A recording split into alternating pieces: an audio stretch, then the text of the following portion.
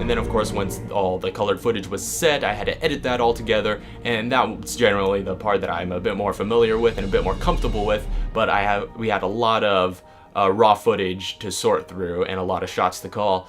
So one of the first scenes that I finished editing was the stream sequence, because I wanted to have that online a week ahead of time so that I could use it as a teaser. So although the end result is this simple little suspense segment, the pieces that go into it make it probably one of the more technically complex sequences in the entire film. So let me just run you through the different elements that compose this scene to give you guys an idea of how it came together.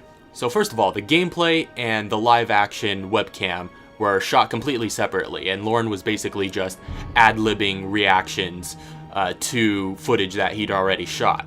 And secondly, we weren't able to light the corner that we were shooting in, so the footage came off as rather dark, and I basically had to use coloring processes to selectively light that up and make the foreground, the subject with Lauren, a bit more consistent with the background.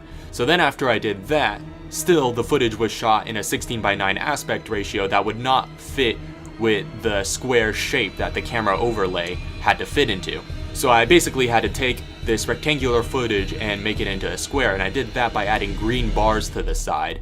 Then once I keyed those out, they were able to fit neatly into the square cam overlay that makes it look like it's one of our Smite Sunday streams that we regularly do over on Twitch. So then once that was all set, I just had to put the gameplay into the background, and you have yourself some fake live stream footage. And then intercut that with me coming down the stairs to interrupt, and you have yourself a completed suspense sequence with manufactured live stream footage cut into the mix. So although a lot of post-production went into that scene, it was actually, as far as production goes, a lot easier to shoot than some of the other scenes we were able to do.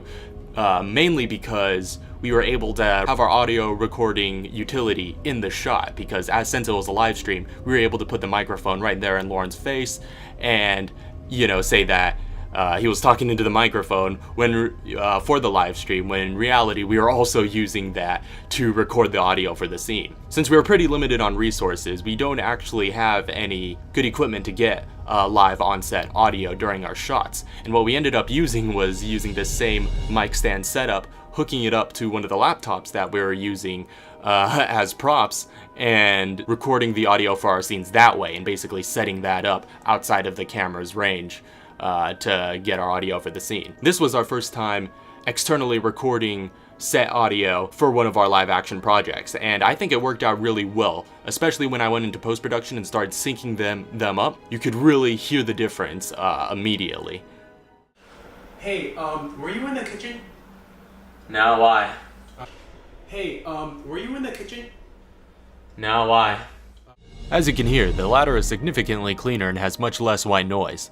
And this wasn't even recorded with a shotgun mic. It was just a budget USB microphone on a directional setting. Oh, but I don't know, maybe sequel, you think? Someday? Let's that would be interesting if this is like our first sequel. Yeah, our first sequel, if we make a franchise out of this.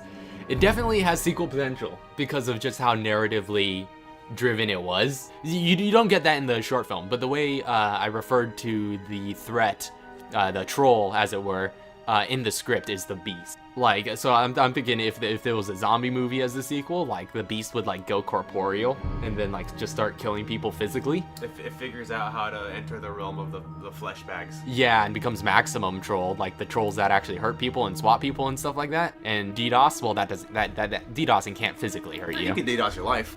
It's true. It has like a machete and it just says DDoS carved along the side. It's just like DDoS sword. Then we have to destroy him with the ban hammer.